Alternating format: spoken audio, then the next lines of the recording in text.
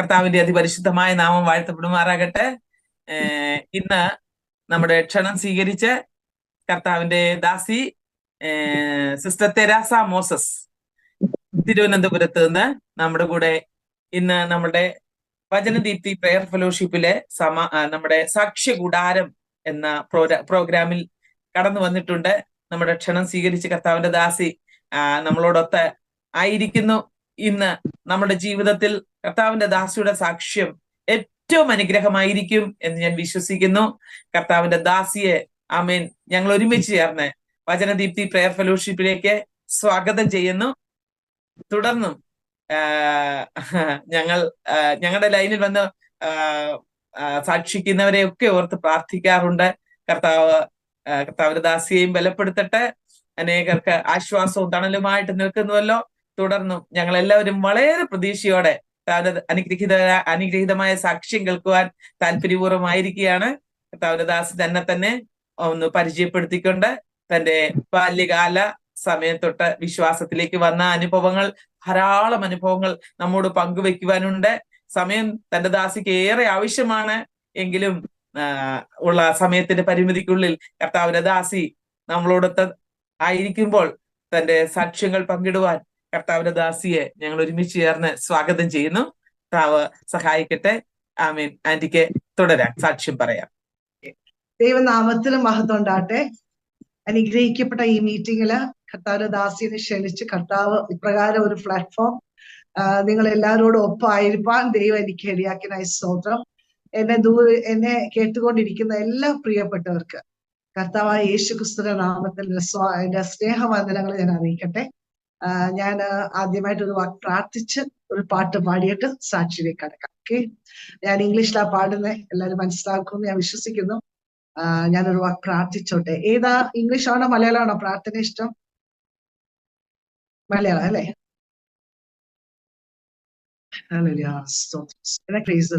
ദൈവനാമം കർത്താവേ, പിതാവേ, യേശുവിന്റെ നാമത്തിൽ കർത്താവെ ഞങ്ങളുടെ പാദമെടുത്ത് അടുത്തു വരുന്നു.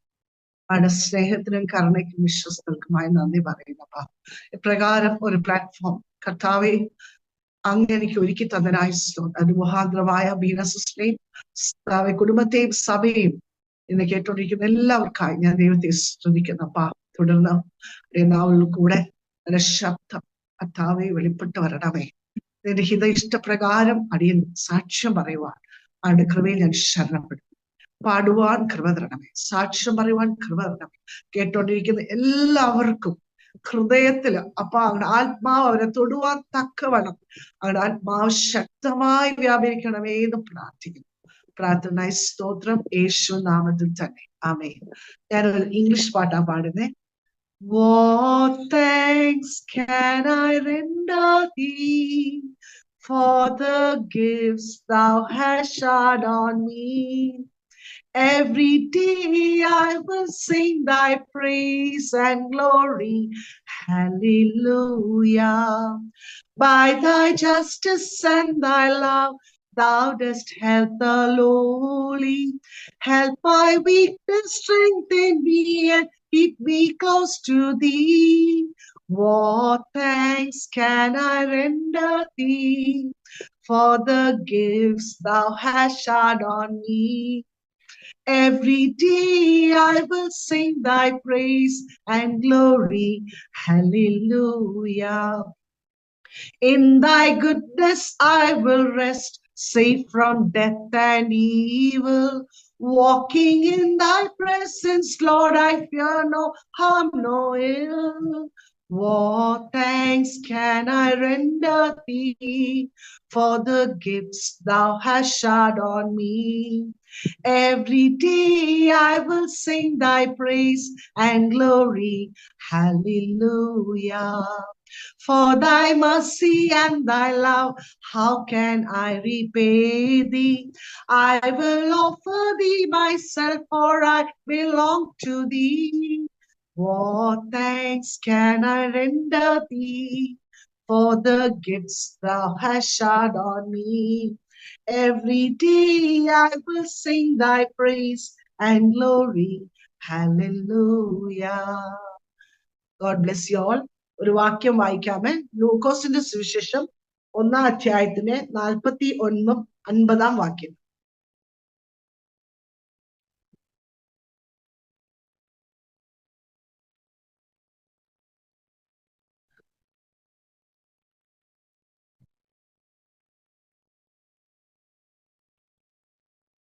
ലൂക്കോസിന്റെ സുവിശേഷം 1-ാം അധ്യായത്തിന്റെ 49-50 വാക്യം.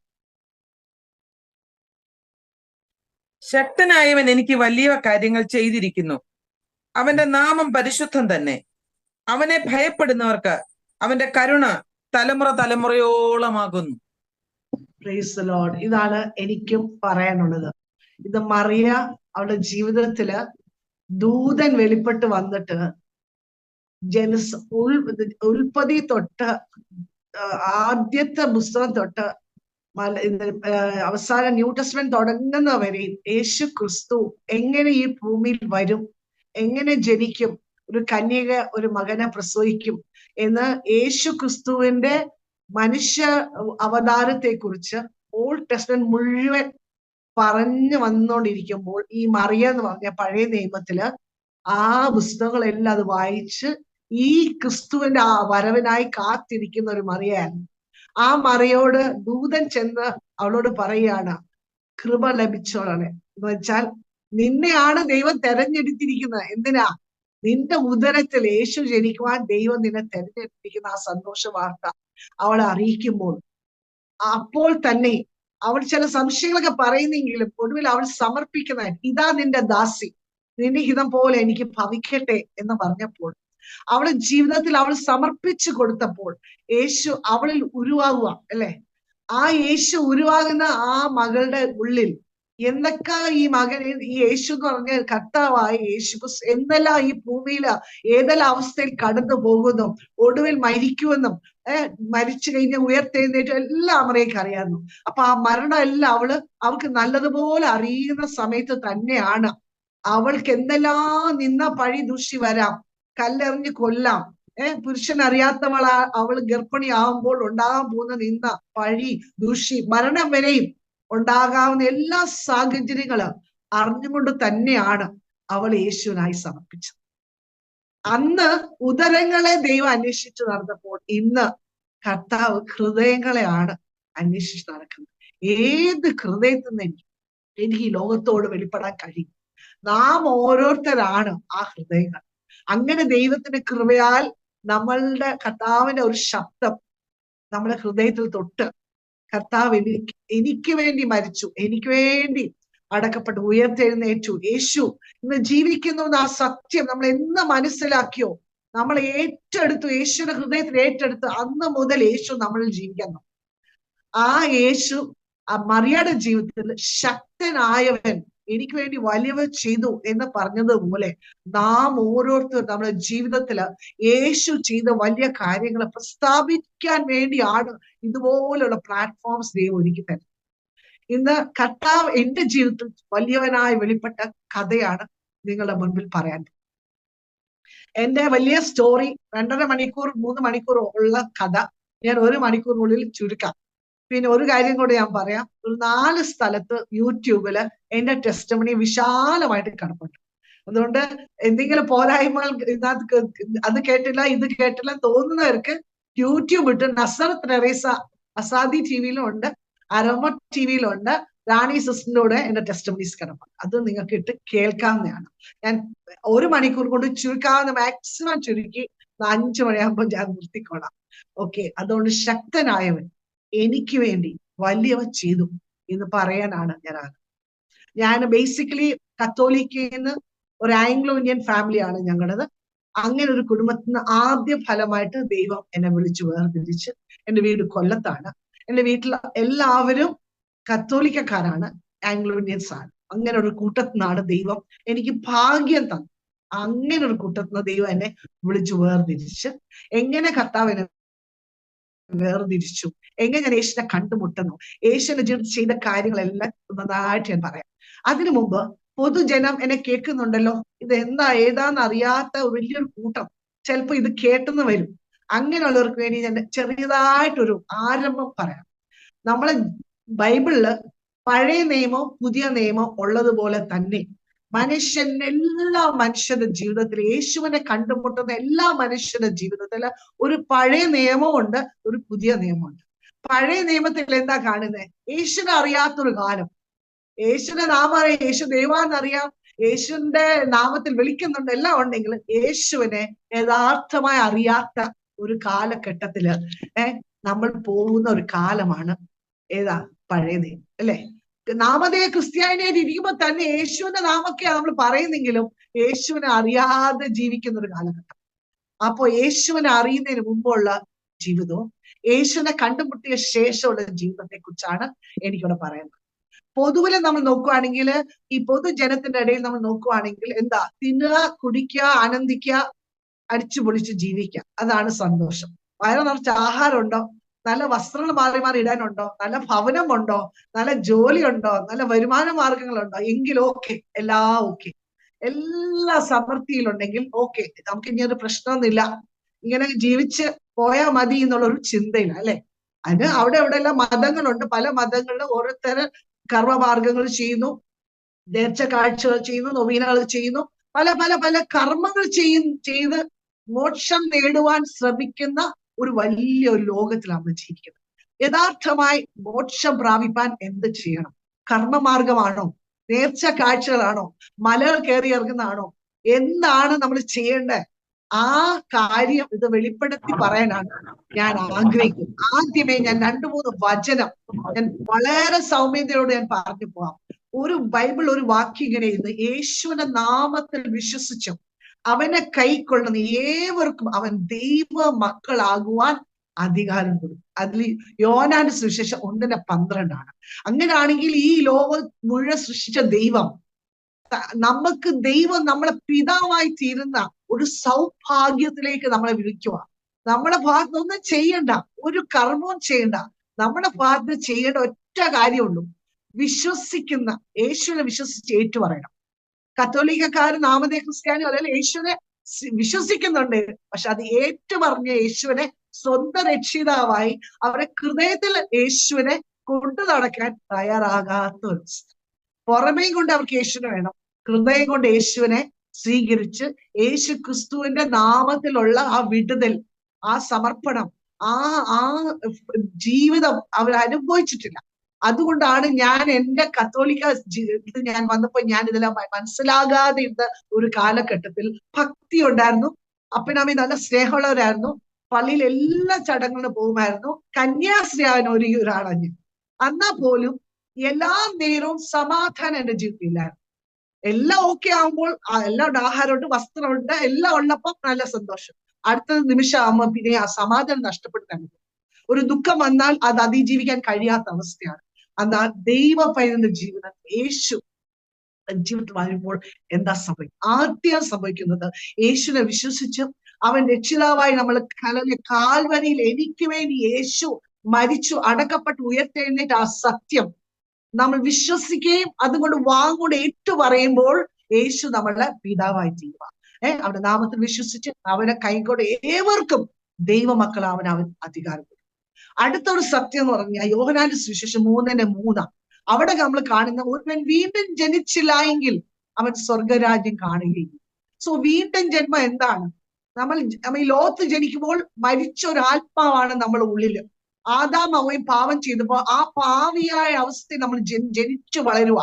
ആ പാവത്തിൽ നിന്ന് ഒരു വിടുതൽ തരാൻ ആരെ കൊണ്ട് കഴിയത്തില്ല, ഒരു കർമ്മമാർഗം കഴിയത്തില്ല, ഒരു മതങ്ങൾക്കും കഴിയത്തില്ല.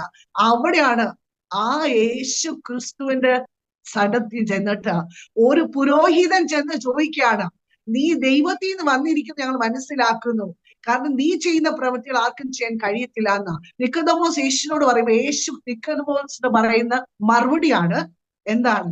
ഒരുവൻ വീണ്ടും ജനിച്ചില്ലായെങ്കിൽ, ആമേൻ ആമേൻ ഞാൻ നിങ്ങളോട് പറയും, ഒരുവൻ വീണ്ടും ജനിച്ചില്ലായെങ്കിൽ അവൻ സ്വർഗരാജ്യം കാണുകയില്ല. ആ വീണ്ടും ജന്മം എന്താണ്?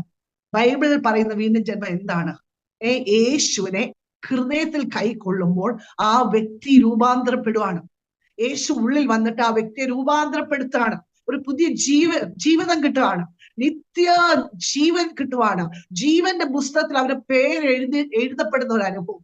2 മകനെന്ന് വിളിക്കപ്പെടുന്ന അനുഭവം, 3 പഴയതെല്ലാം മാറിപ്പോയി ഒരു പുതിയ അവസ്ഥ, പുതിയ അധ്യായത്തിൽ ഇറങ്ങി പുറപ്പെടുന്ന ഒരു സമാധാനം, സന്തോഷം നിറഞ്ഞ ഒരു ജീവിതം അവൻ ആരംഭിക്കുകയാണ്. അതാണ് 2 കൊരിന്ത്യർ 5:17 ഇരിക്കുന്നത്. ഹല്ലേലൂയ, പ്രൈസ് നമ്മളെ പഴയ മനുഷ്യനെ കംപ്ലീറ്റ് നമ്മൾ മാറി, പുതിയ മനുഷ്യൻ. ഇംഗ്ലീഷിൽ ഇങ്ങനെ ആരെങ്കിലും അത് വായിക്കാമോ? 2 കൊരിന്ത്യർ 5:17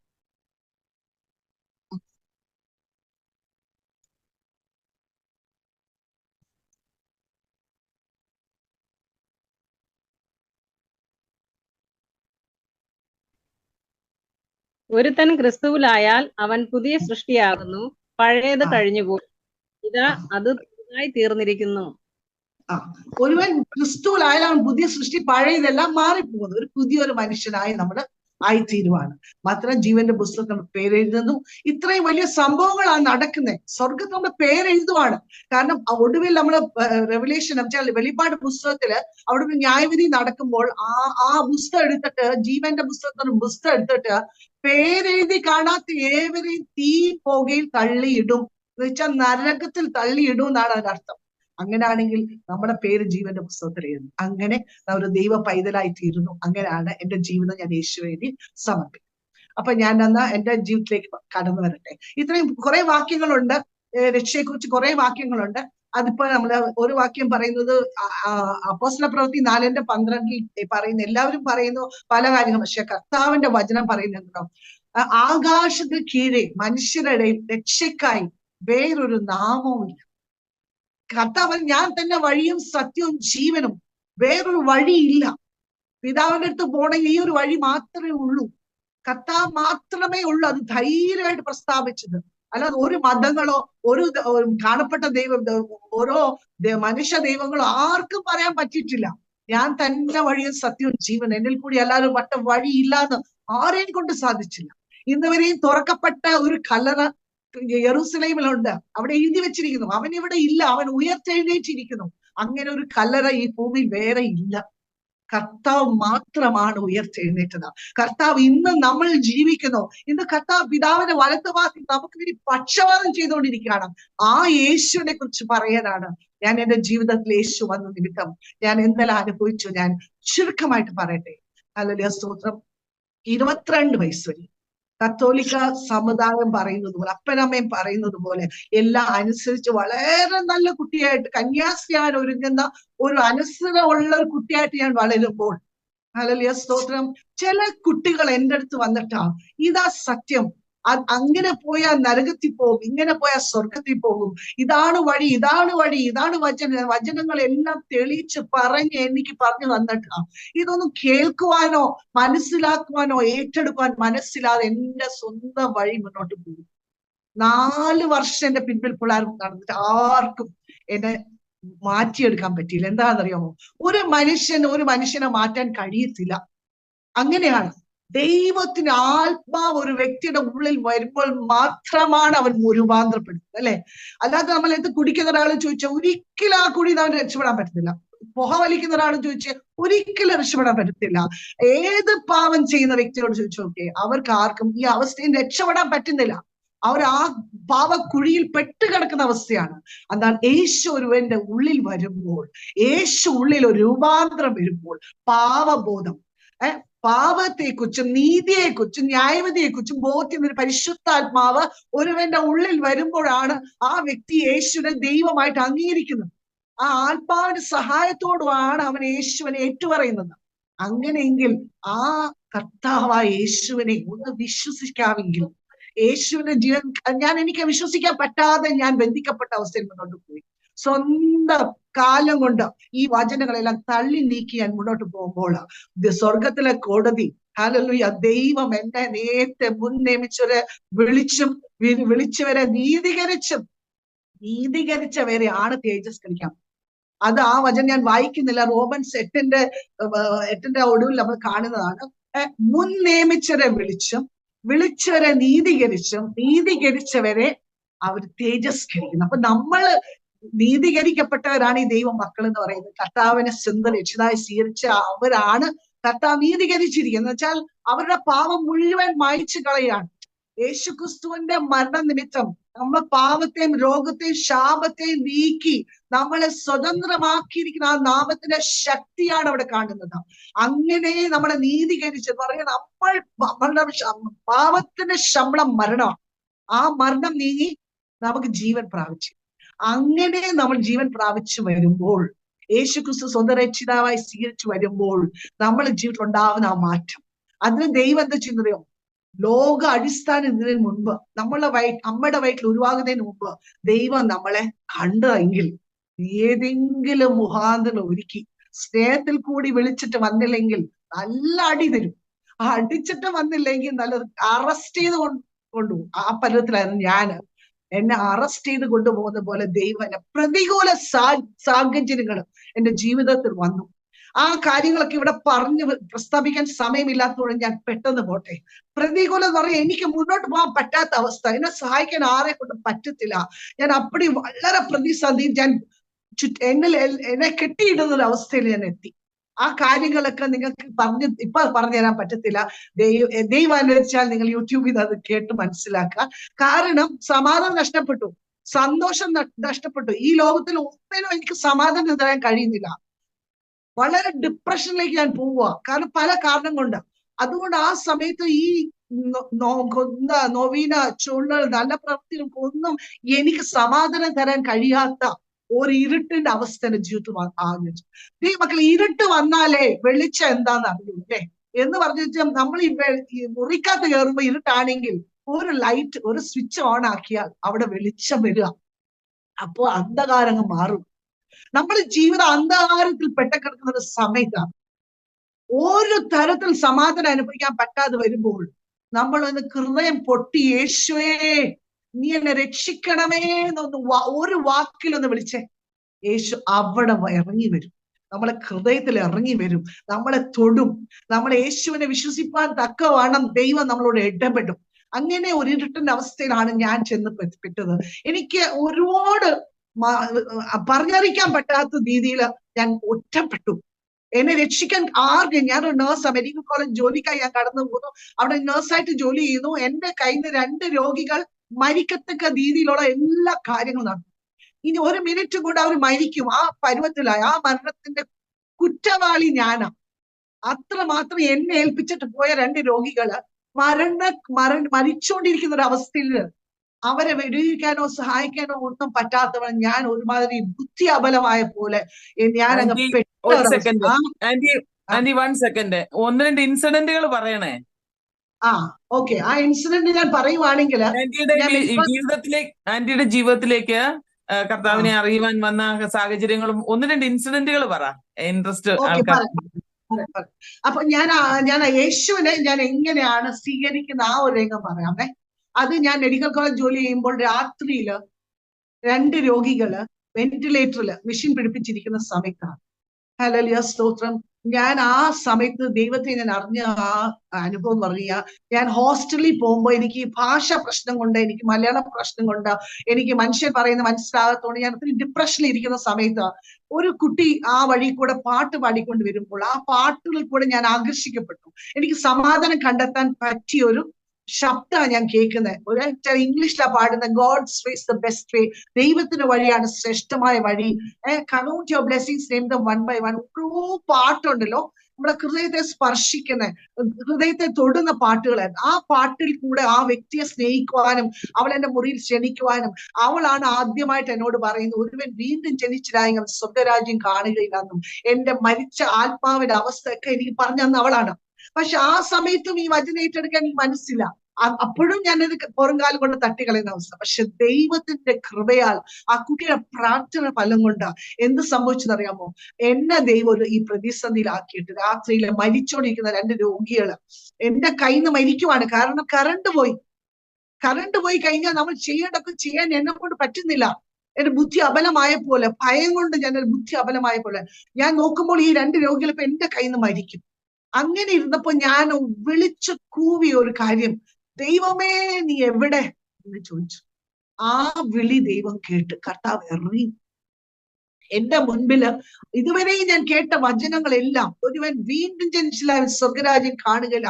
അല്ലെങ്കിൽ ജീവന്റെ പുസ്തകത്തിൽ പേരെഴുതി കാണാത്ത ഏവരെയും തീപ്പുകയിൽ തള്ളിയിടുന്നു. പിന്നെയാണ് പറഞ്ഞത്, ഞാൻ വാതിക്കൽ നിന്ന് മുട്ടുന്ന ആരെങ്കിലും എന്റെ ശബ്ദം കേട്ടു വാതിൽ തുറക്കാൻ ഞാൻ അവരുടെ ഉള്ളിലേക്ക് കടന്നു. ഇങ്ങനെ കുറെ വചനങ്ങൾ ഞാൻ കേട്ടായിരുന്നു. ആ വചനങ്ങളെല്ലാം TV സ്ക്രീനിൽ കാണുന്ന പോലെ എന്റെ മുൻപിൽ വെളിപ്പെടാൻ തുടങ്ങി. അപ്പൊ എനിക്ക് മനസ്സിലായി ഇത് ദൈവത്തിന്റെ കരമാണെന്നും ഇത് ദൈവത്താൽ സംഭവിച്ചാണ്. ഞാൻ കർത്താവിനോട് ഞാൻ പറഞ്ഞു, ഈ രോഗികളെ രക്ഷിച്ചു തന്നാൽ ഞാൻ നിനക്കായി സമർപ്പിക്കാമെന്നു. കർത്താവ് വിശ്വസ്തനായി ഇറങ്ങി വന്ന 2 രോഗികൾക്ക് ചെയ്തു കൊടുക്കേണ്ട എല്ലാം എന്നെ കൊണ്ട് തന്നെ ചെയ്യിപ്പിച്ച് ആ രോഗികളെ രക്ഷിച്ച് എടുക്കുന്ന ഒരു അനുഭവമായിരുന്നു എന്റെ ഹൃദയം തുറക്കാനുള്ള കാരണം. അന്ന് ഞാൻ എന്നെ തന്നെ സമർപ്പിച്ച്, കർത്താവെ, ഇന്ന് ഞാൻ ഇതുവരെയും പോയ വഴി ശരിയല്ലെങ്കിൽ ശരിയായിട്ടൊരു വഴി നീ കാണിച്ചു തന്നാൽ അതിനേക്ക് എന്നെ സമർപ്പിക്കുന്നു. അങ്ങനെ ഞാൻ യേശുവിനെ എന്റെ ഹൃദയം സമർപ്പിക്കുന്ന ദിവസം അന്നാണ് യേശു എന്റെ ഹൃദയത്തിൽ വന്നതും ഞാൻ രക്ഷിക്കപ്പെടുന്നതും ജീവന്റെ പുസ്തകത്തിൽ എന്റെ പേരെഴുതുന്നതും എനിക്കൊരു രൂപാന്തരം ഉണ്ടാവുന്നതും. അവിടെ ഒരു വചനം, ഒരു ബൈബിൾ എന്റെ കയ്യിൽ എപ്പോഴും ഭക്തിക്കുണ്ടായിരുന്നു, വായിച്ചിട്ടേ ഇല്ലായിരുന്നു. പക്ഷെ ഞാൻ അന്ന് വായിച്ചു ഈ വചനം തന്നെ, ഒരുവൻ വീണ്ടും ജനിച്ചില്ല എങ്കിൽ അവൻ സ്വർഗരാജ്യം കാണും. ദൈവമക്കളെ, ചുരുക്കം പറയട്ടെ, ഞാൻ ആ അനുഭവത്തില് ഞാൻ മുന്നോട്ട് പോകുമ്പോൾ എന്റെ വീട്ടുകാരൊക്കെ കത്തോലിക്കക്കാരല്ലേ. അപ്പൊ എനിക്ക് ഇത് രക്ഷിക്കപ്പെട്ടു, വളരെ സന്തോഷമായി സമാധാനമായി ബൈബിൾ വായിക്കാൻ തുടങ്ങി. അപ്പൊ ബൈബിൾ വായിക്കുമ്പോൾ എന്തുവാ, അതുവരെയും ബൈബിൾ വായിച്ചിട്ടില്ല. ഈ ലോകത്തിൽ ഒരേ ഒരു പുസ്തകമുണ്ട്, മനുഷ്യനോട് സംസാരിക്കുന്ന ഒരു പുസ്തകം.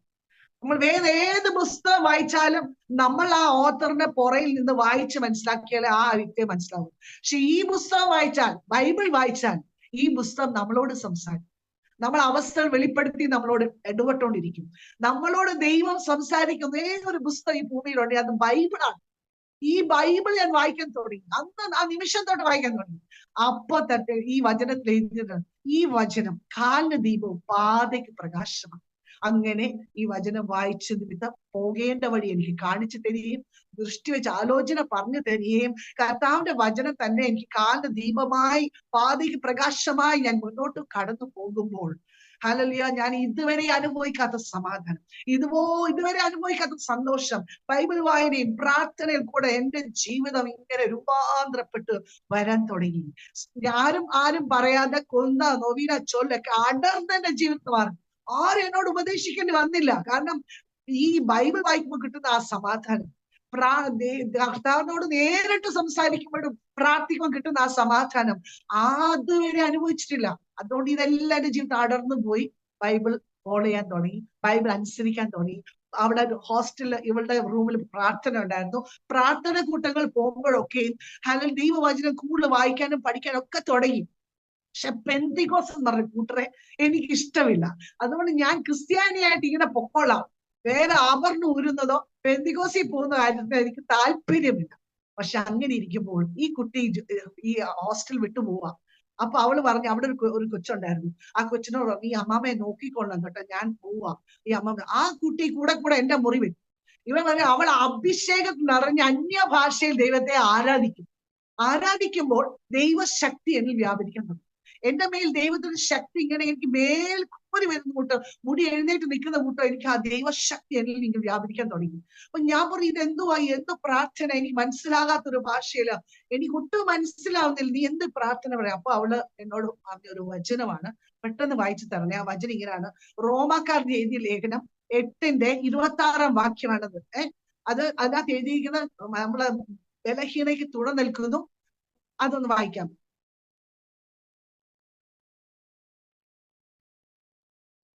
8:26-27 റോമൻസ്.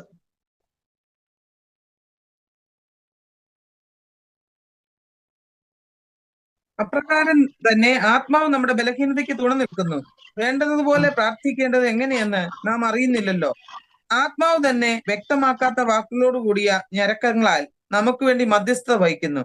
എന്നാൽ ആത്മാവ് വിശുദ്ധന്മാർക്ക് വേണ്ടി ദൈവഹിത പ്രകാരം മധ്യസ്ഥത വഹിക്കുന്നത് കൊണ്ട് ആത്മാവിന്റെ ചിന്ത ഇന്നതെന്ന് ഹൃദയങ്ങൾ പരിശോധിക്കുന്നവൻ അറിയുന്നു.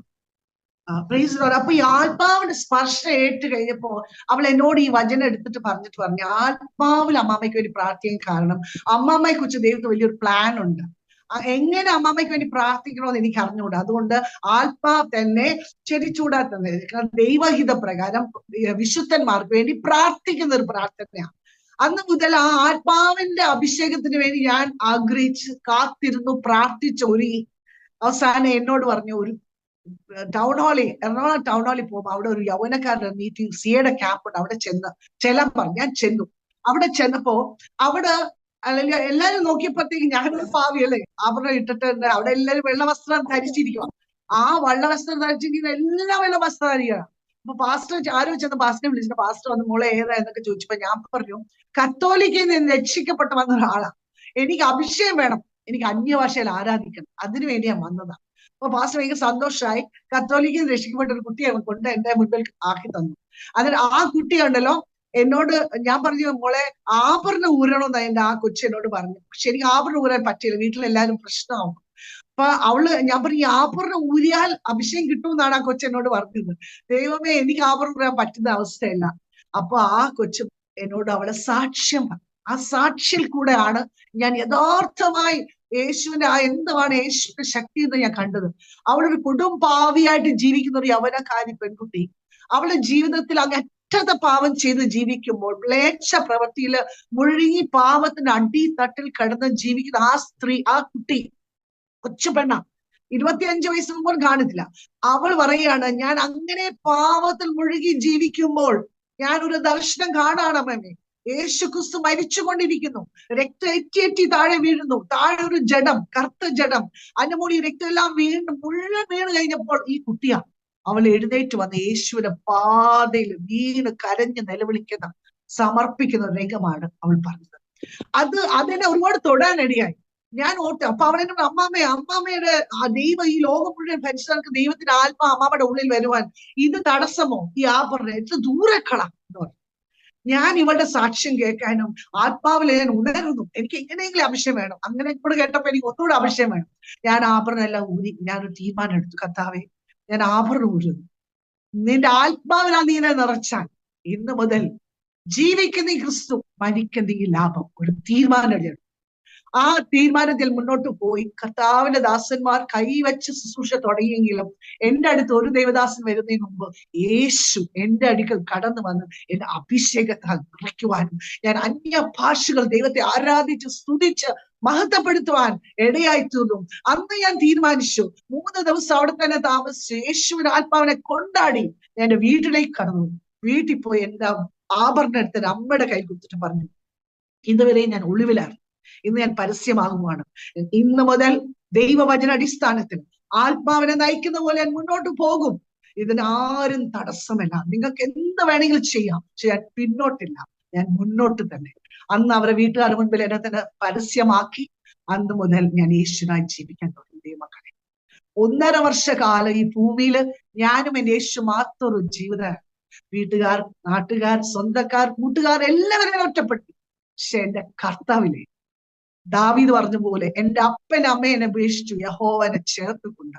അങ്ങനെ യേശു എന്നെ ചേർത്തുകൊണ്ട് ദിനങ്ങളായിരുന്നു എന്റെ വിവാഹം മുൻപുള്ള കാലം. അത് കഴിഞ്ഞ് കർത്താവ് അത്ഭുതകരം അതിശയകരമായ എന്റെ വീട്ടുകാർ മുഖാന്തരം തന്നെ എന്റെ വിവാഹം ഒരുക്കി. കർത്താവിന്റെ ദാസൻ, ഏറ്റവും അനുഗ്രഹിക്കപ്പെട്ട ദൈവദാസൻ കർത്താവ് എന്റെ ജീവിതം ഒരുക്കി. എന്റെ വിവാഹ വിഷയങ്ങളെല്ലാം ദൈവം അത്ഭുതകരമായി നടത്തി അനുഗ്രഹിക്കപ്പെട്ട സമാധാനം, സന്തോഷം നിറഞ്ഞ ഒരു കുടുംബ ജീവിതത്തിലേക്ക് ഞാൻ പ്രവേശിക്കുന്നു. ദൈവമക്കളെ, കർത്താവിന്റെ വചനം എത്ര സത്യമാണ്. യഹോവന്റെ ഇടയനാവുന്ന എനിക്ക് ഒന്നിനും മുട്ടില്ല. കർത്താവ് എനിക്ക് ഒന്നിനും മുട്ടില്ലാതെ എനിക്കൊരു ഭാവി ജീവിതം ഒരുക്കുന്നത് എന്റെ വീട്ടുകാർ മുഖാന്തരം തന്നെയാണ്. അവർ പണം ചെലവാക്കി, അവര് കല്യാണം നടത്തി, അവരെല്ലാം ചെയ്തു. എന്തുകൊണ്ടാണെന്നറിയോ? ദൈവത്തിന് വിശ്വസ്തതെല്ലാം. ചുരുക്കം പറയട്ടെ, കുടുംബ ജീവിതത്തിൽ പ്രവേശിച്ചു വളരെ സന്തോഷവും സമാധാനം. ഞാൻ എന്റെ അത്ഭുത പ്രവൃത്തികളെ 1 2 പറഞ്ഞില്ലെങ്കിൽ മോശമാണ്. കർത്താവിന്റെ സന്നിധിയിൽ ഞാൻ ഇങ്ങനെ ദൈവദാസൻ ഞങ്ങൾ കുടുംബമായിട്ട് വളരെ ആത്മാനറവോട്, സന്തോഷത്തോട്, സമാധാനത്തോട്, സ്നേഹമായിട്ട് മുന്നോട്ട് പോകുമ്പോൾ ഒരു സംഭവം നടക്കുക. എന്റെ കുഞ്ഞിനെ ഞാൻ 9 മാസം ഗർഭിണിയാണ്. പ്രസവത്തിനായിട്ട് ഹോസ്പിറ്റലിൽ പോകുമ്പോൾ അവിടുന്ന് ഡോക്ടേഴ്സ് പറയുവാണ്, ഈ കുഞ്ഞിന് ജീവനില്ല. എന്നോട് അന്നൊക്കെ ഈ ടെക്നോളജീസ് ഒന്നും ഇല്ലാത്ത കാലം, അന്ന് സ്കാനിങ് മെഷീൻ ഒന്നും അന്ന് ഇല്ല ആ സമയത്ത്. അപ്പൊ അവരിങ്ങനെ എന്തോ ഒരു സാധനം വയറ്റ് വെച്ച് ചെവി വെച്ചൊക്കെ കേട്ടിട്ടാണ് ജീവൻ ഉണ്ടോന്ന് അറിയുന്നത്. അവര് പറഞ്ഞു, ഒരു ജീവന്റെ ഒരു മാർഗവും ഇല്ല, കുഞ്ഞിന് ജീവനില്ല. കുഞ്ഞു മരിച്ചു. എന്നോട് ഇതിന് കനക്കമുണ്ടോ? ഞാൻ പറയും എനിക്ക് അനക്കമില്ല. 20 മിനിറ്റായി അനങ്ങിയിട്ട്. അങ്ങനെ അവരെല്ലാം വിധി എഴുതി എന്റെ കൊച്ചു മരിച്ചു. പക്ഷേ എന്റെ കർത്താവിന്റെ സന്നിധിയിൽ ഞാൻ കരഞ്ഞു, നിലവിളിച്ചു, പ്രാർത്ഥിച്ചു. നമ്മുടെ കർത്താവേ, കത്തോലിക്ക സഭയൊക്കെ വിട്ട് നിന്റെ പിന്നാലെ ഇറങ്ങി വന്നത് ഈ മരിച്ച കൊച്ചിനെയും കൊണ്ട് പോകാനാണോ? നിന്റെ നാമം ദൂഷിക്കപ്പെടും. നീ ഈ മരിച്ചു ഉയർത്തെഴുന്നേറ്റല്ലേ, എന്റെ കുഞ്ഞിനെ കൊണ്ടൊന്ന് ഉയർപ്പിത്താ. ഞാൻ ഡോക്ടറിനെ വിളിച്ചു. നമ്മുടെ ഡോക്ടർ എത്രയും പെട്ടെന്ന് എന്നെ ഓപ്പറേഷൻ തിയേറ്ററിൽ കൊണ്ടുപോയി കൊച്ചിനെ വയറ് കീറി കുഞ്ഞിനെ എടുക്കണം. എന്നെ മരിച്ച കുഞ്ഞിനെ എന്റെ കർത്താവ് ജീവിപ്പിക്കും. അങ്ങനെ സുവിശേഷമൊക്കെ പറയുവാ ഞാൻ. അങ്ങനെ അവർ നിർബന്ധരായി അവർ കൊണ്ടുപോയി എന്നെ ഓപ്പറേഷൻ ചെയ്ത് കുഞ്ഞിനെ എടുത്തു. കുഞ്ഞിനെ എടുത്തപ്പോ അത്ഭുതം എന്ന് പറയട്ടെ, അതൊക്കെ ഞാൻ വിവരിച്ച് മറ്റു സാക്ഷിയിലൊക്കെ പറഞ്ഞിട്ടുണ്ട്. അത്ഭുതകരമായി ഓപ്പറേഷൻ ചെയ്ത് കുഞ്ഞിനെ എടുത്തപ്പോൾ ആ കുഞ്ഞിന്റെ കരച്ചിൽ ആ തിയേറ്റർ മുഴക്കി കേൾക്കുന്ന രീതിയിൽ കുഞ്ഞിനെ ദൈവം ജീവനോടെ എന്റെ കയ്യിൽ. ആ കുഞ്ഞ് 2.5 വയസ്സില് അവന് 2ാമത്തെ നിലയിൽ വീണു മരിച്ച് ജീവിച്ചതാണ്. അതുകൂടാതെ ഒരു 5-6 ആക്സിഡന്റ്സ് ഉണ്ടായി. അവിടെ എല്ലാം മരണത്തിൽ കൂടെ കടത്തിവിട്ട് അവൻ അതീനം രക്ഷപ്പെട്ട് കർത്താവ്. ഇന്ന് അവൻ കാനഡയിൽ കുടുംബമായിട്ട് ആയിരിക്കും. എന്റെ ഈ ഇളയൊരു മോനുണ്ട്, അവൻ കുവൈറ്റില് കർത്താവിന്റെ വേലയും ജോലിയോട് അവിടെ ഇരിക്കുന്നു. മൂത്ത മോൻ ഭാര്യ, ഒരു കൊച്ചുണ്ട്. ഇളയ മോന് ഭാര്യയും 2 കുഞ്ഞുങ്ങളുണ്ട്. വളരെ സന്തോഷ സമാധാനം നിറഞ്ഞ ഒരു അന്തരീക്ഷത്തില് അവര് രണ്ടിടത്ത് ജീവിക്കുന്നു. ഞാൻ ഇവിടെ ഒറ്റയ്ക്ക് എന്റെ വീട്ടിൽ. പിന്നെ ഞാൻ എത്രയും പെട്ടെന്ന് എന്റെ ഹസ്ബൻഡിന്റെ മരണ കാര്യം കൂടെ പറയട്ടെ.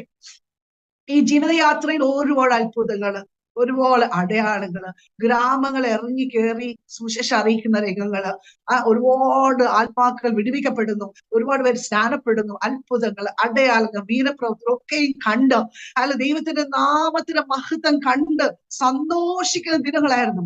ഈ 32 വർഷക്കാലം എന്റെ ഹസ്ബൻഡ് എന്റെ കൂടെ ജീവിച്ച കാലഘട്ടം ഈ ഭൂമിയിൽ ഒരു സ്വർഗമായിരുന്നു.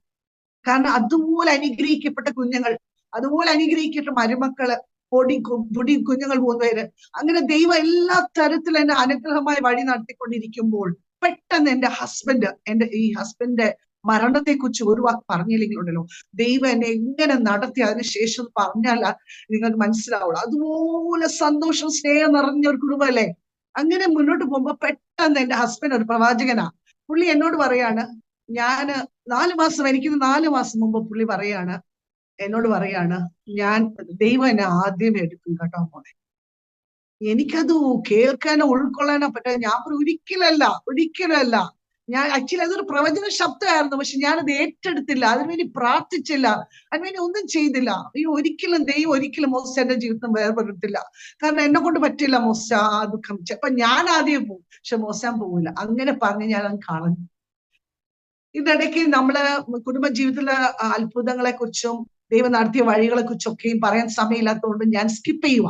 അതെല്ലാം മറ്റു സാക്ഷിയിൽ നിങ്ങൾക്ക് കേൾക്കാം. ഇതെന്റെ ഹസ്ബൻഡിന്റെ മരണത്തെ സംബന്ധിച്ച് അതിനുശേഷമുള്ള എന്റെ ജീവിതത്തിൽ ദൈവത്തിന്റെ വിശ്വസ്തത, ആഴമായ സ്നേഹം അനുഭവിച്ച കഥയാണ് ഞാനിപ്പോ പറയാൻ പോകുന്നത്. അങ്ങനെ മൂസ പെട്ടെന്ന് രോഗിയാകുന്നു. 4 മാസം ആയപ്പോൾ ഒരു പനി വരുന്നു. പനിക്ക് പരിശോധിച്ചപ്പോൾ എന്റെ ഹസ്ബൻഡിന് ക്യാൻസറാ കണ്ടുപിടിക്കുന്നത്. വെറും 2 ആഴ്ച ആ റിസൾട്ട് വന്ന് വെറും 2 ആഴ്ച പിന്നെ ജീവിച്ചുള്ളൂ. ലാസ്റ്റ് സ്റ്റേജസ് ഓഫ് ക്യാൻസർ എന്ന് പറഞ്ഞിട്ട് റിപ്പോർട്ട് വന്നപ്പോൾ എന്റെ ഹസ്ബൻഡ് അതിനുശേഷം 2 ആഴ്ചയും കൂടെ ജീവിച്ചു. പനി വന്ന ഓൾമോസ്റ്റ് 1 മാസം 2 ആഴ്ച കഴിഞ്ഞിട്ടാണ് ഈ റിസൾട്ട് അറിയുന്നത്. ആ ഡോക്ടർ എന്നോട് പറഞ്ഞു, ഈ മനുഷ്യൻ 1 മാസം കൂടെ ഈ ഭൂമിയിൽ ജീവിക്കത്തില്ല, അതുകൊണ്ട് നിങ്ങൾ വീട്ടിൽ കൊണ്ടുപോയി ഇഷ്ടമൊക്കെ കൊടുത്തോളാൻ പറഞ്ഞു. എത്രയൊക്കെ സ്നേഹിക്കുക, ഇഷ്ടമുള്ള എല്ലാം കൊടുക്കുക, ഒരു ട്രീറ്റ്മെന്റ് വേണ്ട, കാരണം പുള്ളി രക്ഷപ്പെടാൻ പോകുന്നില്ല. ദൈവമക്കളെ, ഞങ്ങൾ 3 പേരും കൂടെ മുഖത്തോട് മുഖത്ത് നോക്കി ദുഃഖത്തോട് എന്ത് ചെയ്യണോ അറിഞ്ഞൂടാ. ഞാൻ അവിടെ ഷോക്ക് ഇട്ട പോലെ തളർന്നു പോയി. ഞാൻ എങ്ങനെ ഇത് താങ്ങും, എന്നെ കൊണ്ട് പറ്റില്ല കർത്താവ്, എന്നെ കൊണ്ട് പറ്റില്ല എന്ന് പറഞ്ഞ് കരച്ച് നിലവിളി തുടങ്ങി. പക്ഷെ എന്റെ ഹസ്ബൻഡ് ഹോസ്പിറ്റലിൽ മരണത്തോട് മല്ലിടുന്ന സമയങ്ങള്, ആ സമയങ്ങളൊക്കെ ദൈവം എന്നെ ബലപ്പെടുത്തി. എങ്ങനെയെന്ന് എനിക്ക് പറഞ്ഞറിയിക്കാൻ വയ്യ. മരിക്കാൻ ദിവസങ്ങളിലായപ്പോ ഡോക്ടേഴ്സ് പറയുന്ന 2-3 ദിവസം കൊണ്ട് പോകും, പിന്നെ പറയും 1 ദിവസം കൊണ്ട് പോകും, പിന്നെ പറയും മണിക്കൂർ കൊണ്ട് ആള് പോകും എന്ന് പറയുമ്പോഴും ഞാൻ എന്റെ ഉള്ളിൽ മോശാന ദൈവം അത്ഭുതകരായി മരിച്ചാലും ഉയർപ്പിക്കും എന്നുള്ളൊരു ഭയങ്കര വിശ്വാസം. പക്ഷെ ഉണ്ടല്ലോ, ആ മരണത്തെ ഫേസ് ചെയ്ത ആ സമയമുള്ള കാര്യം ഞാൻ പറയും. രാത്രിയായി മോശ മരിക്കാൻ തുടങ്ങുവാണ്, മോശ ശ്വാസം മുട്ടാൻ തുടങ്ങുവാണ്. ആ സമയം രാത്രിയായപ്പോ ഞാനിങ്ങനെ വളരെ വേദനയോട് മോശം, ഞാൻ വിചാരിക്കുന്നു മരിച്ചാലും ജീവിക്കും, എഴുന്നേറ്റ് വരും, കർത്താവ് അത്ഭുതം പ്രവർത്തിക്കും, ഇതൊക്കെ വെച്ചിട്ടാണ് ഞാൻ സ്ട്രോങ് ആയിട്ട് നിൽക്കുക. അന്ന് രാത്രിയില് മോശൻ ഇങ്ങനെ മരിക്കാൻ എനിക്ക് കണ്ടറിയാം മരിക്കുവാണെന്ന് എനിക്കറിയാം, പക്ഷെ ഫുള്ളി കോൺഷ്യസ്, നല്ല ബോധമാണ്. അപ്പൊ മോശൻ പറയാണ് എന്നോട് വെള്ളം കൊടുക്കാൻ തുടങ്ങി. മോശൻ പറയാം വെയിറ്റ്, ഞാന് ദൈവം എന്നോട് സംസാരിക്കുന്നു, വെയിറ്റ് എന്ന് പറഞ്ഞു, നിർത്താൻ പറഞ്ഞു. ദൈവം എന്നോട് സംസാരിക്കും. അതാ ദൈവം സംസാരിക്കട്ടെ മോശം, ദൈവം എന്ത് പറഞ്ഞു? അപ്പൊ എന്നോട് പറഞ്ഞു ദൈവം എന്നെ വിടിവിക്കാന്ന് പറഞ്ഞു. അപ്പൊ ഞാൻ ഒത്തിരി സന്തോഷിച്ചു. അയ്യോ, ദൈവം മോശനെ വിടുവിക്കാൻ പോവാ, അപ്പൊ മോശനെ ഉയർത്തെഴുന്നേൽക്കാൻ പോവാ, മോശ മരിച്ചാലും ജീവിക്കാൻ പോവാ എന്നുള്ള സന്തോഷത്തിൽ ഞാനിങ്ങനെ പറയാം, ഓ കർത്താവേ സ്തോത്രം, നീ ഇങ്ങനെ മോശനെ വിടുവിക്കാൻ പോകുന്നതിനായി സ്തോത്രം പറയുമ്പോൾ കർത്താവ് എന്നോട് പറയാ, ഞാൻ എന്റെ സന്നിധിയിൽ എന്റെ ഹസ്ബൻഡെ ഞാൻ എടുക്കുവാണ് എന്ന് പറഞ്ഞ് കർത്താവ് എന്നോട് സംസാരിച്ചപ്പോഴാണ് ഞാൻ അറിയുന്നത് മോശന മരിക്കാൻ പോവാണ്. ആലോചിച്ച് നോക്കി, എന്റെ മക്കളെ എല്ലാരും വിളിച്ചു വരുത്തി, എന്റെ സഹോദരങ്ങൾ എല്ലാം അടുത്തുണ്ട്, എല്ലാരും വിളിച്ചു വരുത്തി, പെട്ടെന്ന് ഹോസ്പിറ്റലിൽ വരാൻ പറഞ്ഞു. എന്റെ മോൻ ഓടി വന്നു. ഞാൻ അവൻ അവിടെ നിന്ന്, ഇളയ മോൻ എന്റെ കൂടെ ഉണ്ടായിരുന്നു, അവൻ ഉറങ്ങുമായിരുന്നു ആ സമയത്ത്. ഇളയ മൂത്ത മോൻ വന്ന് അവിടെ നിർത്തിയിട്ട് ഞാൻ ബാത്റൂമിൽ കയറി കഥ കുറ്റിയിട്ട് വെള്ളം തുറന്നു വിട്ടിട്ട് അവിടെ വെച്ച് വായിട്ട് നിലവിളിച്ചു, ദൈവമേ എനിക്ക് ഈ മരണം താങ്ങാൻ പറ്റത്തില്ല, എനിക്ക് മോശന്റെ വേർപാട് താങ്ങാൻ പറ്റത്തില്ല കർത്താവ്, ഇനി എന്നെ കൂടെ എടുത്തോ, എന്നെ പറ്റത്തില്ല, എനിക്ക് മോശം തിരിച്ചൊന്നേ പറ്റൂ എന്ന് പറഞ്ഞ് ഞാൻ എല്ലാം വിളിച്ച് കരയുക. അങ്ങനെ ബാബുച്ചരൻ പാസ്റ്ററിന്റെ മെസ്സേജ്, എന്ത് വന്നാലും നീ സഹിക്കാൻ തയ്യാറാകണം. 57-ാം സങ്കീർത്തനം, ഈ ആപത്ത് ഒഴിഞ്ഞു പോവോളം നിന്റെ ചിറകടിയിൽ എന്നെ മറയ്ക്കണമേന്ന് ആ പ്രാർത്ഥന നീ പ്രാർത്ഥിക്കണം. ദൈവം നിനക്ക് കൃപ തരും, ദൈവം നിന്നെ ദൈവം താങ്ങും എന്ന് പറഞ്ഞ് പാസ്റ്ററിന്റെ മെസ്സേജസ് ആശ്വസിപ്പിക്കാനായിട്ട്. അങ്ങനെ ഇരിക്കുമ്പോൾ ദൈവം എന്ത് ചെയ്തോ, ആ ബാത്റൂമിനകത്ത് വെച്ച് ദൈവം എന്റെ മേല് ഒരു ഭയങ്കര അഭിഷേകം എന്റെ മേൽ പകർന്നു. എന്നോട് പറഞ്ഞു, എന്റെ കൃപ നിനക്ക് മതി, ഞാൻ നിന്നെ ശക്തീകരിക്കും, ഞാൻ നിന്നെ വിടുവിക്കും, ഞാൻ നിന്നെ സഹായിക്കും, നീ ഒന്നും കൊണ്ട് വിഷമിക്കണം, ഞാൻ നിനക്ക് എല്ലാമായി തീരും എന്നുള്ള ആ ശബ്ദം ഞാൻ പെട്ടെന്ന് എന്റെ ഹസ്ബൻഡ് അപ്പോഴത്തേക്ക് മോശം മരിക്കാം ലാസ്റ്റ് വലിക്കുന്നു. ഞാൻ മോശാൻ മരിച്ചോണ്ടിരിക്കും, എന്റെ 2 കൈ മോശാന്റെ ദേഹത്ത് വെച്ചിട്ടാണ് അന്യ ഭാഷകൾ പുതിയ അഭിഷേകത്താൽ ഞാൻ നിറയും. പുതിയ അഭിഷേകത്താൽ ഉച്ചത്തിൽ ഞാൻ ആരാധിച്ച് ഞാൻ അങ്ങ് ശക്തി പ്രാപിക്കുവാണ്. ഞാൻ കരയുന്നില്ല, എല്ലാവരും കൂട്ടക്കരച്ചിലായി, ചുറ്റിൽ പ്രാർത്ഥിച്ചോണ്ടിരിക്കുന്ന എല്ലാവരും കൂട്ടക്കരച്ചിൽ, സഹോദരങ്ങളെല്ലാം പേര് പറഞ്ഞ് മോസി എന്ന് പറഞ്ഞോണ്ട് കരയുവാ ഒച്ചത്തിൽ. ഞാൻ കരയുന്നില്ല, ഞാൻ അന്യ ഭാഷകൾ ദൈവത്തെ ആരാധിച്ചു. ദൈവമക്കളെ, ഏത് അവസ്ഥയിലും നമുക്ക് ദൈവം നമ്മളെ നടത്താൻ ശക്തനാണെന്ന് ഈ മരണത്തിൽ എനിക്ക് മനസ്സിലാക്കാൻ പറ്റും. മാത്രമല്ല അതിനുശേഷം എല്ലാ ദിവസവും എല്ലാ നേരവും ദൈവ സാന്നിധ്യത്താ ദൈവം എന്നെ വഴി നടത്തും. ഈ ദുഃഖത്തെ അതിജീവിപ്പാൻ ദിവസങ്ങളെടുത്തു, കണ്ണുനീരവസ്ഥ ദിവസങ്ങളെടുത്തു, മാസങ്ങളെടുത്തു. അത് കടന്നു പോകാൻ വളരെ വേദനയായിരുന്നു. ഉറങ്ങാത്ത രാത്രികൾ, കരഞ്ഞുകൊണ്ടിരിക്കുന്ന രാത്രികൾ എല്ലാം. പക്ഷെ കർത്താവിന്റെ സാന്നിധ്യം അപ്പോഴൊക്കെയും എന്നെ ആശ്വസിപ്പിച്ചു കൊണ്ടേയിരുന്നു. ചുരുക്കം പറയട്ടെ ദൈവമക്കൾ, ഇന്ന് 5 വർഷമായി എന്റെ ഹസ്ബൻഡ്, ഈ സെപ്റ്റംബർ 30 ആകുമ്പോ 5 വർഷം തികയാണ് എന്റെ ഭർത്താവ് എന്നെ വിട്ടു. എങ്ങനെ ഞാൻ മുന്നോട്ട് പോകുമെന്ന് എല്ലാവരും ഭയത്തോട് നോക്കി നിൽക്കുക. ഇവരുടെ സ്നേഹം അത്ര ആഴമായിരുന്നു. എങ്ങനെ അവർ പിരിയും, എങ്ങനെ നീ താങ്ങും, ഈ കുട്ടിക്ക് വട്ടുപിടിക്കുമോ, മരിച്ചു പോകുമോ, സൂസൈഡ് ചെയ്യുമോ എന്നൊക്കെ സംശയത്തോടെ എല്ലാവരും എന്നെ നോക്കി. പക്ഷെ ഒരമ്മയുടെ കയ്യിൽ എങ്ങനെ കുഞ്ഞിനെ ദൈവം എടുത്ത് നമ്മൾ മാർവോട് ചേർത്ത് അണയ്ക്കുന്നു, അതേപോലെ എന്റെ കർത്താവ് എന്നെ മാർവോട് ചേർത്ത് അണച്ചു. എന്റെ വാഗ്ദത്തം ഉണ്ട് അല്ലെ, ഞാൻ നിന്റെ ഭർത്താവാകാം. കർത്താവ് എന്ന് പറഞ്ഞ് കൂറിൽ താഴ്വരയിൽ കൂടെ നീ കടന്നു പോയാൽ ഒരു അനർത്ഥവും ഭയപ്പെടില്ല. Fear not, for I am with you. Lo, I am with you until the end of the world. കർത്താവിന്റെ വാക്കുകൾ സത്യമാണ്. നമ്മളോട് കൂടെ ഞാൻ ഒറ്റപ്പെട്ട അവസ്ഥയിലാണ് ഈ ഭവനത്തിൽ ഒറ്റയ്ക്കാണ് ഞാൻ ചെയ്യുന്നത്. എന്റെ കുഞ്ഞുങ്ങൾ 2 സ്ഥലത്താണ്, അവര് 2 പേര് കുടുംബമായിട്ട് അവിടെ ഇവിടേക്കാണ്. ഞാൻ കാനഡയിൽ 6 മാസം ഞാൻ പോയതാ, പക്ഷെ തണുപ്പ് സഹിക്കാൻ വയ്യാതെ ഞാൻ മടങ്ങി വരേണ്ടി വന്നു. ദൈവം അനുവദിച്ച എന്റെ കൊച്ചുമോന്റെ അടുത്ത് ഞാൻ പോകാൻ ആഗ്രഹിക്കുന്നു. ദൈവം ഇതാണെങ്കിൽ അങ്ങനെ കടന്നു പോകാൻ ആഗ്രഹിക്കുന്നു. ഞാൻ ഒറ്റ കാര്യമേ എനിക്ക് നിങ്ങളോട് പറയാനുള്ളൂ. ഞാൻ എന്റെ ചെറുപ്രായം തൊട്ട് അനുഭവിച്ച സ്നേഹം, അത് കഴിഞ്ഞ് എന്റെ ഭർത്താവ് ഇത് അനുഭവിച്ച സ്നേഹം, എന്റെ കുഞ്ഞുങ്ങളെ ഇത് അനുഭവിച്ച സ്നേഹം, എല്ലാ സ്നേഹമാണ്. ഒത്തിരി അതിനെക്കുറിച്ച് എനിക്ക് പറയാം. പക്ഷെ ഇപ്പൊ ഞാൻ പറയുന്നില്ല. കാരണം ഏറ്റവും കൂടുതൽ എനിക്ക് വർണ്ണിക്കാനുള്ളത്, ഞാൻ ഒറ്റപ്പെട്ട ശേഷം എന്റെ കൂടെ ദൈവം കർത്താവിന്റെ സാന്നിധ്യം കൊണ്ടും കർത്താവിന്റെ വാക്തത്വം കൊണ്ടും കർത്താവിന്റെ സ്നേഹം കൊണ്ടും എന്നെ ചേർത്ത് അടച്ചിരിക്കുന്ന ഈ ദിനങ്ങൾ. ഇന്ന് ഒരു മിനിറ്റ് പോലും ഞാൻ ദുഃഖിച്ചിരിക്കാൻ ദൈവം അനുവദിക്കുന്നു. കരഞ്ഞാൽ കർത്താവ് എന്റെ താലോട്, രോഗിയായാൽ കർത്താവ് എന്നെ സൗഖ്യമാണ്. എനിക്ക് എന്തെങ്കിലും ഒരു ബുദ്ധിമുട്ട് വന്നാൽ ദൈവം അവിടെ ഇറങ്ങി വന്ന് എന്നെ വിടുവിക്കും, സഹായിക്കും. ഇന്ന് എന്റെ കൂടെ ആരുമില്ലെങ്കിൽ കർത്താവ് എന്റെ കൂടെ ഉള്ള ആ സാന്നിധ്യം, ഒരാൾ രണ്ടുപേര് ഈ വീട്ടിൽ ജീവിക്കുന്ന പോലത്തെ ദൈവ സാന്നിധ്യത്തിലാണ് ഞാൻ ഇന്ന് ജീവിച്ചു. ദൈവമക്കളെ, ഈ ഭൂമിയിൽ നമുക്ക് ഒരുപാട് പേര് കാണും, സ്നേഹിക്കാൻ ഒത്തിരി പേര് കാണും. പക്ഷെ ഒരു സമയം വരും ഇവരൊക്കെ നമ്മൾ വേർവിട്ടങ്ങ് മാറും. ഒന്നെങ്കിൽ മരിച്ചു പോകും, അല്ലെങ്കിൽ നമ്മളെ വിട്ടുമാറും, അല്ലെങ്കിൽ നമ്മളെ തഴയും, അല്ലെങ്കിൽ നമ്മളെ ഈ വേണ്ടാന്ന് വെക്കും. പക്ഷെ അങ്ങനെ ഒറ്റപ്പെട്ട സഹോദരിമാരുണ്ടോ? വിധവന്മാരുണ്ടോ? എല്ലാരാൽ അല്ലെങ്കിൽ ഉപേക്ഷിക്കപ്പെട്ട ആരെങ്കിലുണ്ടോ? ഞാൻ പറയുന്ന വാക്കുകൾ കേൾക്കുക. കർത്താവ് പറഞ്ഞു, ഞാൻ ഒരിക്കലും, കർത്താവ് പറഞ്ഞു, ഞാൻ ലോക അവസാനത്തോളം ഞാൻ നിങ്ങളോട് കൂടി, ഞാൻ നിന്നെ കൈവിടില്ല, ഉപേക്ഷിക്കില്ല, ഞാൻ നിന്നെ ശക്തീകരിക്കും. നീ തീയിൽ കൂടെ കടക്കുമ്പോൾ അത് വെന്തു പോത്തില്ല, വെള്ളത്തിൽ കൂടെ കടക്കുമ്പോൾ അത് നിന്നെ കവഞ്ഞു കളയും. കർത്താവിന്റെ സാന്നിധ്യം അറിവിലുള്ള ജീവിതമാണ് ഇന്ന് ഈ ഭൂമിയിൽ ഏറ്റവും സുരക്ഷ, ഏറ്റവും സമാധാനം. ദൈവമക്കളെ, എനിക്ക് പറഞ്ഞറിയിക്കാൻ പറ്റത്തില്ല, എനിക്ക് വാക്കുകൾ കൊണ്ട് പറഞ്ഞറിയിക്കാൻ പറ്റത്തില്ല ഈ 5 വർഷം കൊണ്ട് ഞാൻ അനുഭവിക്കുന്ന ദൈവ സാന്നിധ്യം. ഈ ഭൂമിയിൽ നമുക്ക് ആവശ്യമായിരിക്കും ദൈവ സാന്നിധ്യമാണ്. മോശ പറഞ്ഞു, കർത്താവേ, നിന്റെ സാന്നിധ്യം എന്നോട് കൂടെ അയക്കുന്നു, ഞാൻ അയക്കില്ലെന്ന്. നാം ഓരോരുത്തരും ദൈവത്തോട് പറയേണ്ട ഒരു കാര്യമാണ്, കർത്താവ്, എന്റെ അപ്പനും അമ്മയും എന്നെ ചിലപ്പോ എന്നെ ഉപേക്ഷിക്കും, എന്റെ ഭർത്താവ് ഭാര്യ എന്നെ ഉപേക്ഷിക്കും, എന്റെ മക്കൾ എന്നെ ഉപേക്ഷിക്കും. ഇതൊക്കെ സംഭവിക്കുന്ന ഈ ലോകത്തിൽ.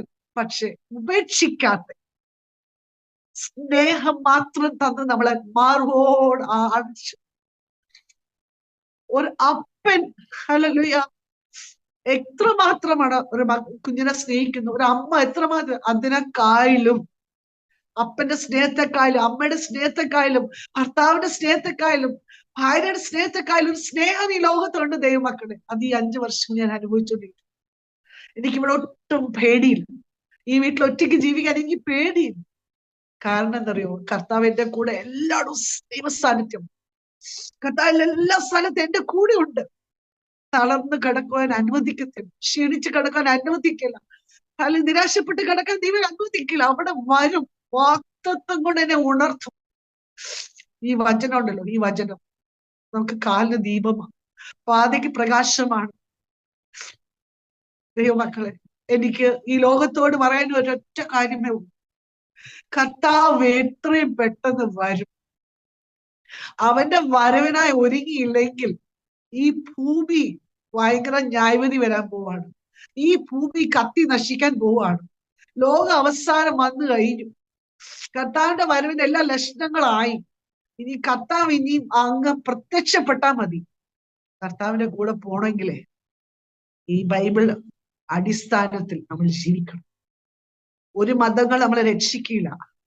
ഇന്ന് കാണുന്ന ഓരോ ആത്മീയ മതങ്ങളൊന്നും കൂട്ടമായിട്ട് കർത്താവ് കൊണ്ടുപോവില്ല. കർത്താവ് വ്യക്തികളെയാണ് കൊണ്ടുപോകാൻ. വ്യക്തികൾ. ഇന്ന് നമ്മൾ ഈ ഭൂമിയില് രാവും പകലും 100% സമാധാനത്തോടെ ജീവിക്കാൻ ഒരേ ഒരു മാർഗം ഈ ബൈബിൾ അനുസരിച്ചുള്ള ജീവിതമാണ്.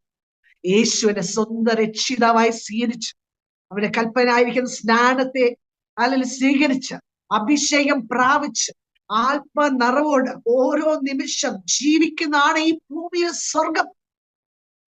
ഞാൻ വിചാരിച്ചു ജനിച്ച് കുഞ്ഞിലെ എനിക്ക് എല്ലാ സൗകര്യങ്ങളും ഉണ്ടായിരുന്നു, എല്ലാ സ്നേഹം ഉണ്ടായിരുന്നു, ആവശ്യത്തിന് പണം എല്ലാം ഉണ്ടായിരുന്നു.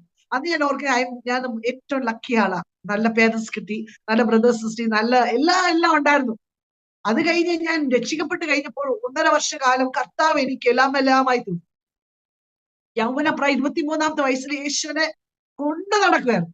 1.5 വർഷക്കാലം എന്റെ ഭാവി ഒരുക്കി, എന്നെ മാനിച്ച്, സ്നേഹം നിറഞ്ഞ ഭർത്താവിനെ, അനുഗ്രഹിക്കപ്പെട്ട കുഞ്ഞുങ്ങൾ, തലമുറകളും കൊച്ചുമക്കളും മരുമക്കളും ഒക്കെ തന്ന് 32 വർഷം കുടുംബ ജീവിതം ഏറ്റവും സന്തോഷകരമായി സമാധാനമായി ജീവിക്കുവാൻ ദൈവം എനിക്ക് ഭാഗ്യം. അത് കഴിഞ്ഞ് എന്റെ ജീവിതത്തിലെ ഏറ്റവും ഒടുവിലത്തെ ഈ 5 വർഷകാലം 1 മിനിറ്റ് പോലും എന്നെ ദൈവം ഹല്ലേലൂയ കൈവിട്ടിട്ടില്ല, ഉപേക്ഷിച്ചിട്ടില്ല. എന്നെ സ്നേഹം കൊണ്ട് മൂടി അവന്റെ ഉള്ള കരങ്ങൾ വഹിച്ചു, രക്തക്കോട്ടയ്ക്കുള്ളിൽ മറിച്ചു, സൂക്ഷിച്ചു, ദൂതന്മാരുടെ കാവലയച്ചു, സ്വർഗ ചിറകടിയിൽ മറച്ചു, തീ മരുന്നുള്ളിൽ സൂക്ഷ്മമായിട്ട് ബലമുള്ള കരങ്ങൾ താങ്ങി എന്നെ പരിപാലിക്കുന്ന എന്റെ കർത്താവിനെ കുറിച്ചാണ് എനിക്ക് പറയാനുള്ളത്. എല്ലാരെ കുറിച്ച് ഞാൻ പറഞ്ഞുകൊണ്ട്, എന്റെ ഹസ്ബൻഡിനെ കുറിച്ച്, എന്റെ മക്കളെ കുറിച്ച്, എല്ലാരെ കുറിച്ച് ഞാൻ പറഞ്ഞുകൊണ്ട് നടക്കുന്ന ഒരാള്. പക്ഷെ ഇതെല്ലാം ദൈവം എന്നെ പഠിപ്പിച്ചു. ഇന്ന് അവന്റെ സ്നേഹമാണ് എന്റെ ജീവിതത്തിലെ ഏറ്റവും വലിയ സമ്പത്ത്. അവന്റെ സാന്നിധ്യമാണ് എന്റെ ജീവിതത്തിലെ ഏറ്റവും വലിയ സമ്പത്ത്. ദൈവമക്കളെ, ഒറ്റപ്പെട്ട ആരെങ്കിലും കേൾക്കുന്നെങ്കിൽ നല്ലൊരു വഴി പറഞ്ഞുതരാം. മുറിക്കകത്ത് കയറണം, കുറ്റിയിടണം. യേശുവേ എന്നെ സഹായിക്കണമേ. ഏത് വേദന ആയിക്കോട്ടെ, ഒറ്റപ്പെടലാണോ, രോഗമാണോ, നിരാശയാണോ, ഭൗതിക ഞെരുക്കമാണോ, എന്ത് ആയിക്കോട്ടെ, യേശുവേ എന്നോട് മനസ്സരിയണമേ. പാപബോധമാണോ, ഏത് പാവത്തെ കർത്താവ് ക്ഷമിക്കാൻ തയ്യാറാണ്. ഏത് പാവത്തെ പാവിയായ സ്ത്രീയെ കൊണ്ടുവന്നപ്പോൾ കർത്താവ് കല്ലെറിഞ്ഞില്ല. ഞാനും നിന്നെ അല്ലെങ്കിൽ ഞാൻ എറിയുന്നില്ല, പക്ഷെ ഇനി നീ പാവം ചെയ്യും. പാവിയായിട്ടുള്ള ഒരു വ്യക്തിയാണ് എന്നെ കേൾക്കുന്നെങ്കിൽ നിങ്ങൾക്കുള്ള ഒരു രക്ഷകരൊന്നുമില്ല. യേശുവേ എന്നോട് മനസ്സലിയണമേ എന്ന് പ്രാർത്ഥിച്ചിട്ട് ജീവിതത്തില് യേശുവിന്റെ ഹൃദയത്തിൽ കൈക്കൊണ്ടാൽ പിന്നെ പാവം ചെയ്യാൻ അവൻ അനുവദിക്കുന്നില്ല. അവൻ നിനക്ക് സമാധാനം തരും, സന്തോഷം തരും, പാവക്ഷമ തരും, കൂടെയിരിക്കും മരണം വരെയുമല്ല, നിത്യത വരെ. ഈ ഭൂമിയിലെ ബന്ധങ്ങളെല്ലാം മരണം വരെ ഉള്ളൂ. അതിനു മുമ്പൊക്കെ വിട്ട് പിരിയുന്ന ആൾക്കാരുണ്ട് അല്ലെ. മക്കളെയും ഭർത്താവിനെയും കുഞ്ഞുങ്ങളൊക്കെ കളഞ്ഞിട്ട് പോകുന്ന എത്ര പേരുണ്ട് ഈ ഭൂമിയിൽ. നമ്മളെ കളഞ്ഞിട്ട് പോകാത്ത ഒരേ ഒരാൾ ഈ ഭൂമിയിലുണ്ട്, ഉയർത്തെഴുന്നേറ്റ് യേശുവാണ്. പിതാവിന്റെ വലത്ത് ഭാഗത്ത് ഇരുന്നിട്ട് നമുക്ക് വേണ്ടി പക്ഷപാതം ചെയ്തുകൊണ്ടിരിക്കുന്നു. ദൈവമക്കളെ, ഈ യേശുവിനെ കുറിച്ച് പറഞ്ഞാൽ എനിക്ക് തീരെയില്ല. അത്രമാത്രം എന്നെ സ്നേഹിക്കുന്നു. എന്റെ ദൈവത്തിന്റെ കരുതൽ, മനസ്സരം, വാക്തത്വങ്ങൾ, സാന്നിധ്യം ഏറ്റവും വലിയ സമ്പത്തായി ഇന്ന് ഞാൻ കൈകൊണ്ടു. ഇന്നെന്റെ ജീവിതം ഞാൻ കർത്താവിന് വേണ്ടി കർത്താവേ, ഇനി ആയുസിന്റെ അവസാനം വരെ നിനക്കായി ഓടുവാൻ, അധ്വാനിപ്പാൻ, ഫലം കായ്പാൻ ഞാൻ ആഗ്രഹിക്കുന്നു എന്ന് ഞാൻ പറഞ്ഞ് പ്രാർത്ഥിക്കുന്ന സമയമാണ്. ഇങ്ങനെ എനിക്ക് ഇപ്രകാരം എന്റെ സാക്ഷ്യം പറയുവാൻ എനിക്ക് കർത്താവ് ഒരുക്കി തന്ന ഈ വിലയേറിയ സമയത്തിനും ഈ ദൈവദാസിക്കായും കുടുംബത്തിനായും സഭയ്ക്കായും ഞാൻ നന്ദി പറയുന്നു. ഒരു വാക്ക് പ്രാർത്ഥിച്ചിട്ട് എന്റെ സാക്ഷ്യം ഞാൻ ചുരുക്കുന്നു.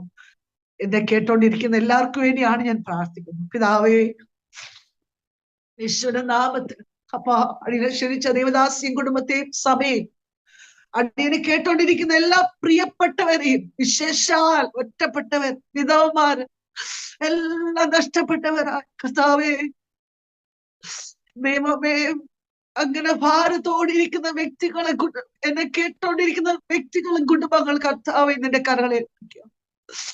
അങ്ങ് എത്ര വിശ്വസ്തനാണ്, അവർക്കും നീ വെളിപ്പെടണം. അവര് കർത്താവെ നിന്നെ സ്വീകരിപ്പാ, നിന്നെ വിശ്വസിപ്പാ, നിന്നെ ഏറ്റെടുപ്പാനുള്ള ദൈവ കൃപ നീ അവർ മേൽ പകരണം. അപ്പാ, ആരാ നഷ്ടമാൻ അനുവദിക്കല്ലേ. നശിച്ചോണ്ടിരിക്കുന്ന ഈ ലോകത്തിൽ അവർ നശിക്കാൻ നീ അനുവദിക്കല്ലേ കർത്താവേ. എന്നെ കേട്ടോണ്ടിരിക്കുന്ന ഒരാൾ പോലെ നഷ്ടപ്പെട്ടു പോകാൻ അനുവദിക്കല്ലേ. അതാ ഞങ്ങളെ താഴ്ത്തുന്നപ്പാ. ഞങ്ങളുടെ അടിയുടെ കുടുംബത്തെ ഞങ്ങളുടെ കരങ്ങൾ കുഞ്ഞുങ്ങളെ ഏൽപ്പിക്കുന്നപ്പാ. അവരുടെ കുടുംബങ്ങളെ അവരുടെ തലമുറ ഏൽപ്പിക്കുന്നു.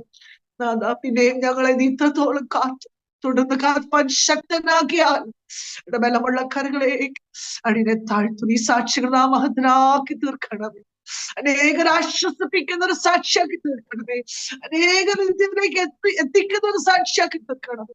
പിതാവേ, സമ്പൂർണമായി മറ്റും സമർപ്പിക്കുന്നു. അടിയുടെ പ്രാർത്ഥന കേട്ടല്ലോ നാഥ. അങ്ങനെയും അടിയേയും വിശ്വസ്തയോട് നടത്തണമേ. അടിയുടെ മനസ്സ് ശരിയാത്മദേഹിയെ, എന്റെ കുടുംബാവേ, എന്റെ കുഞ്ഞുങ്ങളെ, ഒരു ഭാര്യമാരും ഞങ്ങളെല്ലാം ഞങ്ങളുടെ കയ്യിൽ സമർപ്പിക്കുന്നു. എന്റെ ചുറ്റുപാടെ സമർപ്പിക്കുന്നു കർത്താവേ. എന്റെ സഹോദര കുടുംബങ്ങളെ സമർപ്പിക്കുന്നു പിതാവേ. എന്നെ കേട്ടുകൊണ്ടിരിക്കുന്ന എല്ലാ ജീവിതങ്ങളെ യേശുവിന്റെ നാമത്തിൽ സമർപ്പിച്ച് അനുഗ്രഹിച്ചു പ്രാർത്ഥിക്കുന്നു. അവരെ കുട്ടുകടകളെ തുറക്കണമേ, അവരെ ഹൃദയങ്ങൾ പ്രകാശിക്കണമേ. യേശുവിനെ അങ്ങേ അറിയേണ്ടവർ അറിയുവാൻ ആത്മാവരെ സഹായിക്കണം. നിത്യതയ്ക്കായി കർത്താവേ നീ ഒരുക്കണമേ എന്ന് പ്രാർത്ഥിക്കുന്നു. ഈ ടെസ്റ്റ് വേണമെങ്കിൽ നാമത്തിനായി സമർപ്പിക്കും. എല്ലാ മാനവും മഹത്വം ഞാൻ അങ്ങേക്കായി സകലതും യേശു ക്രിസ്തു ധന്യനാമത്തിൽ അപേക്ഷിക്കുന്നു. കൃപ കേൾക്കണം സ്വർഗീയ നല്ല പിതാവേ. ആമേൻ.